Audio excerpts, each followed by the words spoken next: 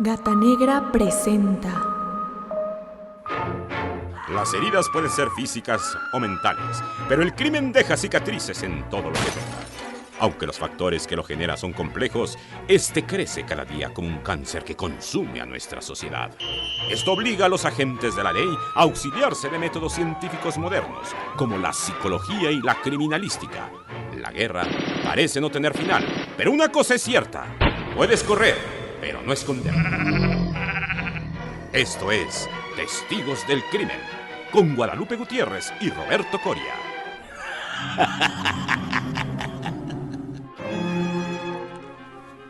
Y estamos en una emisión más de Testigos del Crimen, muy contentos de estar en esta cabina. Roberto Coria. Y Guadalupe Gutiérrez.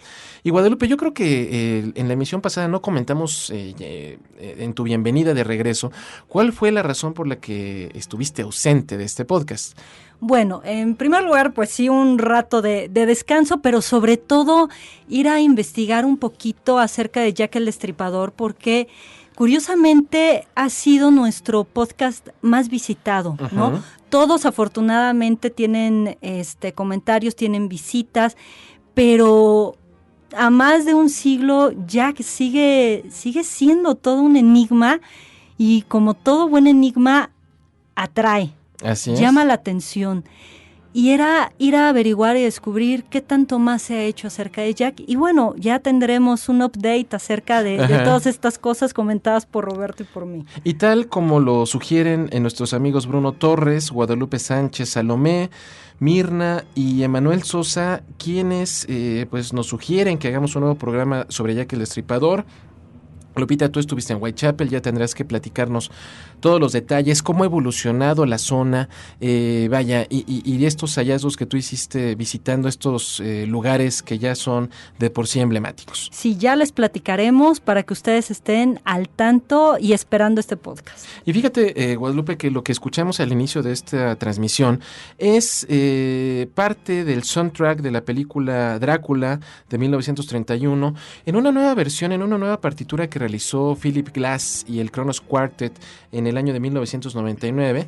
Esto a propósito con el tema que nos ocupa en esta emisión y con el 50 aniversario luctuoso de Bela Lugosi, que acaba de celebrarse recientemente el 16 de agosto. Y en donde has tenido un maratón impresionante. Sí, gracias por su compañía. También por ahí estuvimos en Cinemanet. Saludos a Carlos del Río y a Roberto Ortiz, aprovechando la ocasión.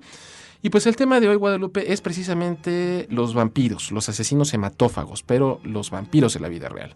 Sí, aquella atracción que es tan profunda acerca de la sangre.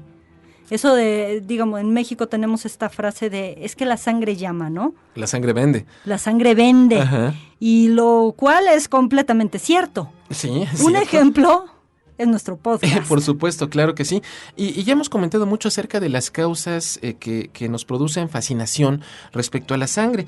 Y también hay que recordar que ya hemos dedicado otros podcasts a otros asesinos hematófagos, a la famosa condesa sangrienta Elizabeth Bathory, Sí. al vampiro de Londres, a John Haig, y a Richard Trenton Chase, el vampiro de Sacramento. Pero en esta ocasión vamos a tratar de ir un poco más atrás. Los que nos faltan Y los que todavía, nos faltan. porque hay N que siguen chupando sangre, tanto en vida real como los que ya pasaron a la historia, ¿no? Y fíjate que esto me parece bastante pertinente.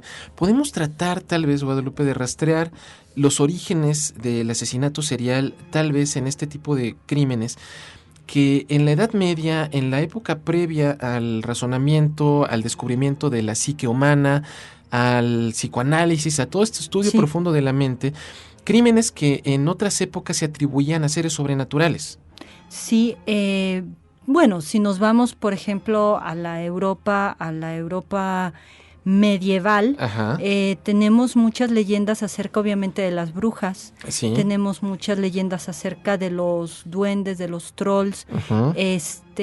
Hombres lobo. de los hombres lobo, ¿sí? ¿Por qué menciono todo esto? Porque de repente pueden ser figuras muy buenas o muy positivas que vienen a dar dones o a cuidar, o bien figuras muy vengativas que vienen, al contrario, a chupar energía, a chupar sangre. Y fíjate que mucho también se ha relacionado la energía y la sangre, obviamente, porque la sangre es lo vital. Claro. Entonces vienen a chupar esta energía o a fastidiarle la vida a alguien más, ¿no? Entonces, esto ha quedado muy marcado tanto con las leyendas de los hombres lobos, de toda esta parte de la licantropía, como de los Dracul, ¿no? Que iban y bebían la sangre de sus víctimas.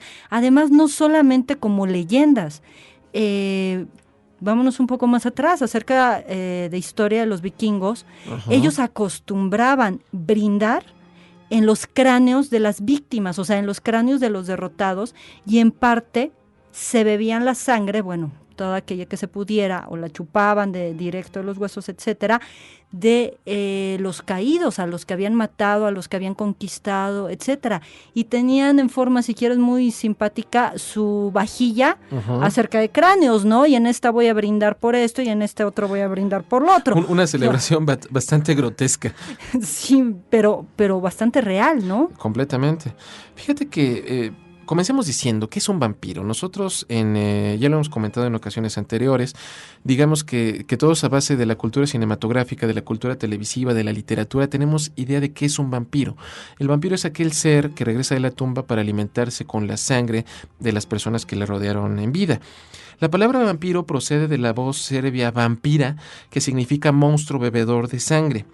Y de esta raíz surgen denominaciones como vampir en holandés, vampior o upior en polaco, upir en eslovaco, upir en ucraniano. Y el chiste es que todas esas creencias, ya hemos comentado, surgen desde los primeros días del hombre, toda esta imaginería relacionada con la vida, la muerte y la sangre. Y llega a casos tan drásticos, por ejemplo, 1751, siglo XVIII, la época previa ya al razonamiento, las luces y todo eso. Sí, un abad del monasterio benedictino de Zenón, Francia, llamado Dom Agustín Calmet, el tipo comienza a hacer una serie de viajes a lo largo de Europa y escribe un libro que se llama Tratado sobre los vampiros. Tiene un nombre larguísimo, Traité sur les revenants en corps, les vampires aux vampires, etcétera, etcétera. En resumidas cuentas, Tratado sobre los vampiros. Y este texto es tomado precisamente por François-Marie Arouet, conocido por todos como Voltaire, en su diccionario filosófico. Quienes no sepan, en el diccionario filosófico, este documento tan importante de la era de las luces, hay un apartado dedicado a los vampiros. Sí, porque era ya una figura bastante presente en esta época, en donde eran considerados los muertos, no muertos, pero tampoco vivos. Es decir, esta resucitación que se hacían o negarse a morir, ya sea que vinieran de la muerte o ya sea que nunca hubieran muerto, pero que siguieran con vida. Entonces, es como se me ocurre como una especie de purgatorio. No están ni en una parte ni en otra, no están ni vivos ni muertos, y a esta parte se le da gran importancia en toda esta región europea y sobre todo en el medievo, ¿no? Pues, ¿qué te parece, Guadalupe, si abrimos el libro de historia, nos echamos un clavado y rescatamos algunos casos que pudieron ser atribuidos a vampiros cuando realmente había seres macabros detrás de ellos? Pero lo hacemos después de esta pausa. Si quieres descubrir al asesino, quédate con los testigos del crimen. Regresamos a Testigos del Crimen, donde vamos a recorrer la historia para identificar algunos casos que pudieran relacionarse con estos seres sobrenaturales y pues realmente hubiera hombres de carne y hueso detrás de ellos.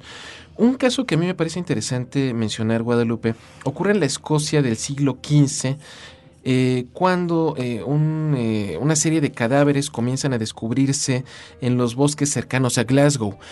Los cadáveres todos tenían huellas de mordedura, algunos estaban mutilados parcialmente, parecían devorados como por animales, pero llamaba la atención que no tenían sangre muchos de ellos, o muchos estaban mutilados, más allá de la rapiña que pudiera ser un animal del bosque.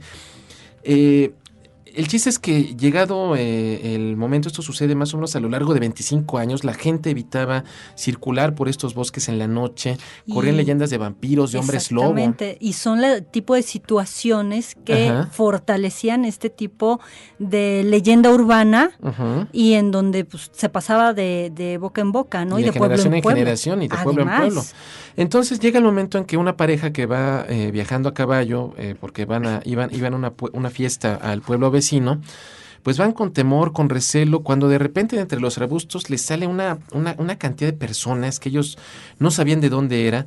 Esta pareja desconcertada es agredida por estas personas que todos tenían aspectos salvajes, aspecto bestial.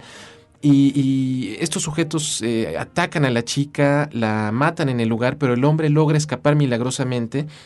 Da aviso a las autoridades, quienes de inmediato el rey despliega a un ejército de 400 hombres con sabuesos, peinan todo el bosque de Glasgow y finalmente dan con una cueva que era realmente el hogar no de vampiros, ni de hombres lobo, ni de nada por el estilo, sino de un clan de caníbales que llevaba 25 años viviendo ahí.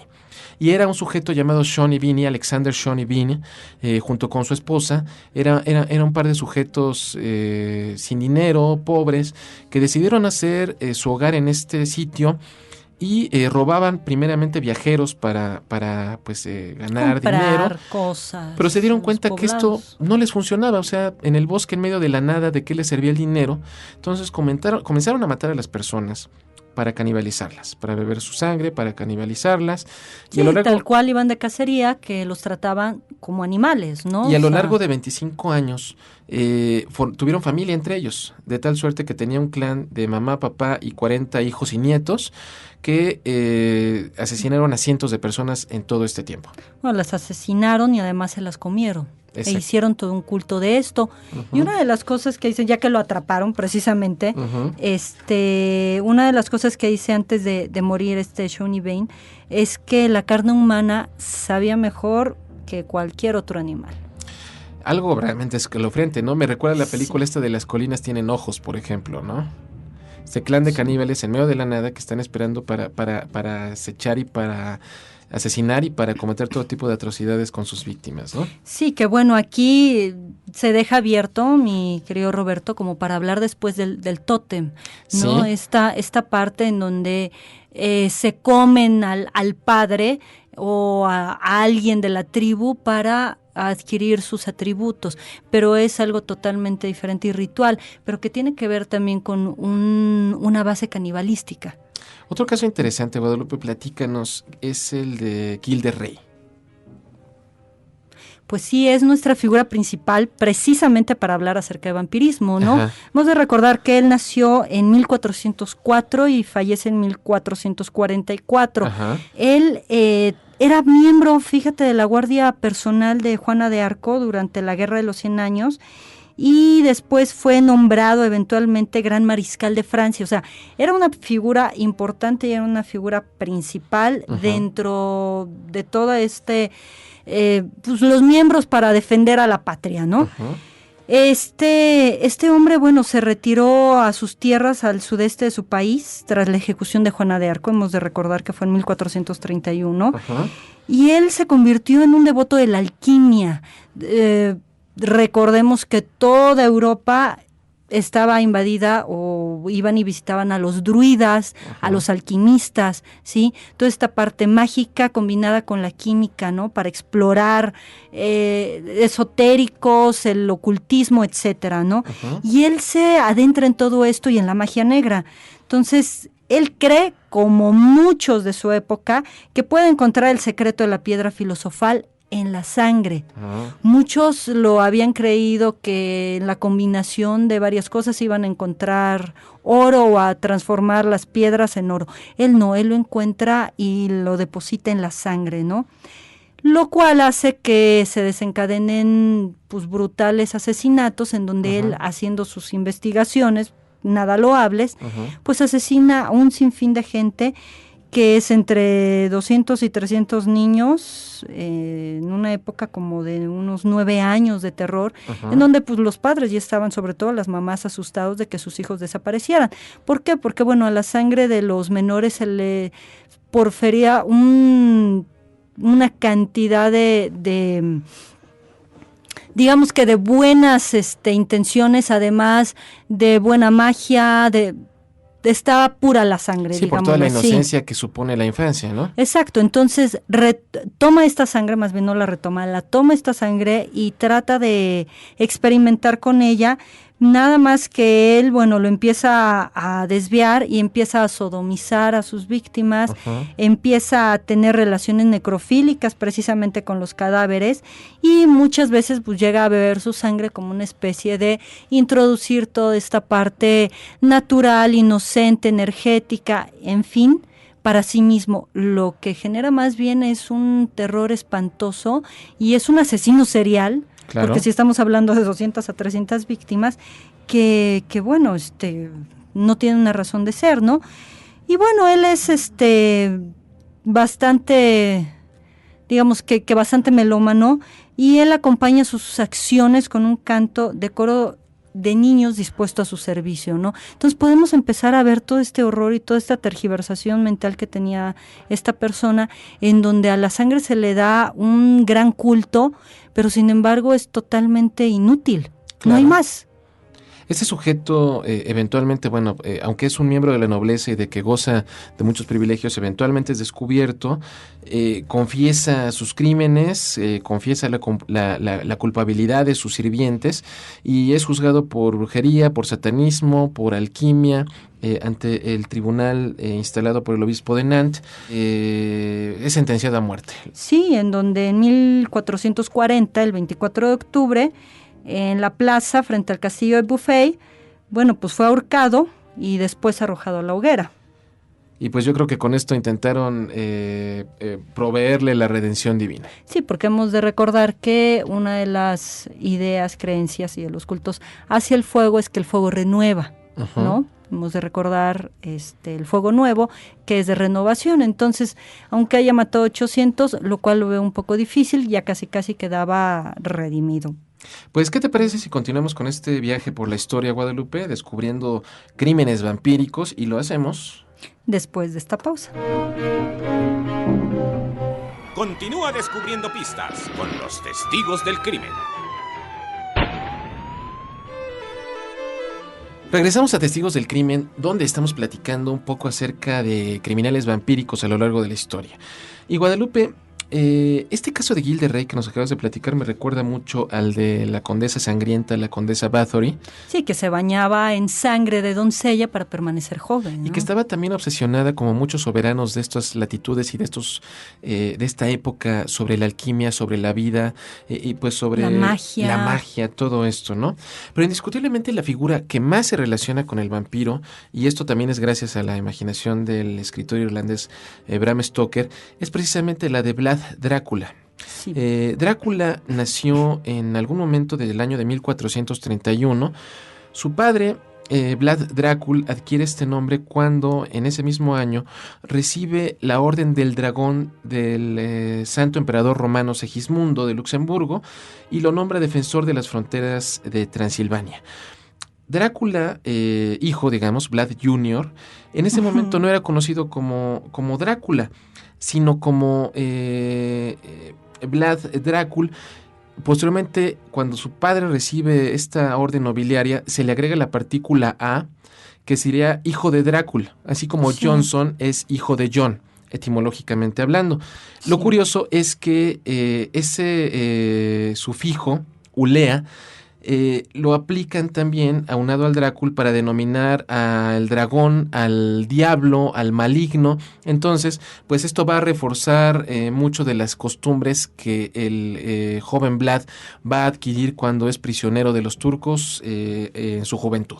Sí, que aquí, bueno, ahorita escuchándote platicar acerca de esto, que en algún momento haremos un podcast acerca de la importancia del nombre. Ajá. Creo que aquí hay una de las cosas importantes, precisamente del sello que da el nombre y de lo que significa. Si te estás llamando o apellidando el hijo del diablo, Ajá. bueno, yo creo que ya hay una cierta tendencia hacia algo, ¿no? Sí, claro, por supuesto. Entonces, vemos la importancia que tiene todo esto y por lo tanto también de actuar en consecuencia. Así es. Y él tuvo que hacerlo porque si no mataban, lo mataban. Completamente. Además de que él, después de que muere su padre, porque su padre muere asesinado, muere traicionado, Sí. él asume el Principado de Valaquia, la región conocida como Transilvania, y en ese momento los turcos pretenden invadir el lugar. Él tiene que librar una guerra cruenta contra ellos y durante el tiempo que él permanece en su juventud prisionero de ellos, adquiere pues todos estos hábitos que lo van a distinguir en su vida adulta, es decir, aprende una cantidad de técnicas de tortura, de métodos refinados de sufrimiento para el enemigo. Y pues esto le va a ganar el apelativo, como tú dices, del hijo del demonio, pero sobre todo el apelativo de el empalador por su método de tortura favorito. Y consistía precisamente en el empalamiento, que era tomar una estaca larga, introducirla por el ano de la víctima, pero esta estaca no era una estaca aguda, era una estaca roma. Sí. Con lo cual, esto garantizaba que no perforara los órganos internos, sino que se iba desplazando lentamente, dolorosamente por el interior del cuerpo, y pues podía emerger ya sea por la boca de la víctima, por acá por el cuello. Un método de tortura terrible que muchos equiparan incluso al grado de la crucifixión, por ejemplo, que era algo bastante cruento. Pero debemos de recordar que Drácula... Y bueno, además, no solamente es que, bueno, ya los mató, los empaló, sino los dejaba como que en aviso a las otras personas que quisieran ir a atacar o a conquistar. Claro. O sea, estaban empalados, pero exhibidos. Es decir, vean de lo que soy capaz y a lo que ustedes se arriesgan. Y lo más interesante es que no solo lo hacía con sus enemigos, sino lo hacía con sus propios soldados que no pelearan con suficiente valor en el campo de batalla. Sí, los castigaba. Para que el enemigo dijera, oye, si este loco le hace eso a su propia gente, ¿qué nos podemos esperar nosotros? Pero Vlad no solamente empalaba, el tipo decapitaba, mutilaba narices, mutilaba orejas, mutilaba órganos sexuales, mutilaba labios. Dejaba ciega a la gente, le sacaba los ojos, los estrangulaba, los quemaba, los hervía, los despellejaba, los asaba, los desmembraba, los enterraba vivos. Bueno, tenía todo un menú. Catálogo impresionante. Y esto lo documenta Ralph Peter Martin en su libro Los Drácula, Vlad Tepes, el empalador y sus antepasados. Y Drácula crea en esto su sello. Él gobierna mediante el miedo. Bajo el terror absoluto de que cualquiera que estuviera en contra de él o que se saliera de su orden iba a terminar así. Y fíjate que aunque Drácula obviamente le da su nombre a este mítico vampiro que crea Bram Stoker en su novela Inolvidable, Drácula precisamente no bebía sangre. No. Sino que más bien estos hábitos sanguinarios son los que en el imaginario colectivo lo vinculan con la figura del vampiro, que de por sí es una figura muy arraigada en esta región de Europa Central.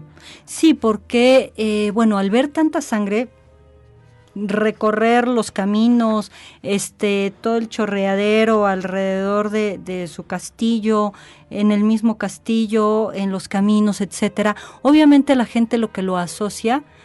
con lo que lo asocia, es con la sangre. Exacto. Entonces, era en una forma metafórica, era el bebedor de sangre en el sentido que mataba y dejaba correr la sangre. No como se creía de que en la copa él tenía, en lugar de vino, beberse la sangre de sus víctimas. No, contrario, él, una de las cosas que bueno, malévolamente disfrutaba, era contemplar a sus alrededores precisamente todas las víctimas que estaban empaladas, estaban mutiladas, etcétera, como una especie de señorío y de autosatisfacción. Pero por esto se le asociaba, por este correr de sangre. Entonces, si la sangre corría, él la bebía, ¿no? Y Drácula era sin duda un gobernante sanguinario, pero era sanguinario como muchos gobernantes de la época. Sí. Él, de alguna manera, en su natal patria, en su país, es recordado como un héroe nacional. Él defendió sus fronteras, lo hizo pues entregando su propia vida. Drácula muere en combate en algún momento de diciembre de 1476. Existen muchas versiones sobre cómo murió, que fue emboscado, que después su cabeza fue llevada ante el mismo sultán, pero el chiste es que Drácula permanece hoy en día como una figura inolvidable y de alguna manera considerado como el padre de los vampiros. Sí, quien dio cuidado y protección y quien en sí mismo esta parte vampiresca, digamos que dentro del mito y la leyenda lo salvaguardó durante tanto tiempo de tanto mal que podía haber recibido o de tanta venganza de que, bueno, se hizo meritoria. Pues Guadalupe, el tiempo nos ha ganado desafortunadamente. Yo creo que será necesario que en el futuro dediquemos una segunda parte a este programa. Nos falta hablar de Vito Bersini, de Fritz Haarmann, de Peter Kürten. Muchísimos Dráculas, de muchísimos muy humanos. De la vida real. Así que por el momento nos despedimos. Agradecemos su compañía como siempre y estuvimos con ustedes. Guadalupe Gutiérrez y Roberto Coria, testigos del crimen. Esto fue Testigos del Crimen, con Guadalupe Gutiérrez y Roberto Coria. Testigos del Crimen, un programa de Frecuencia Cero, la otra radio.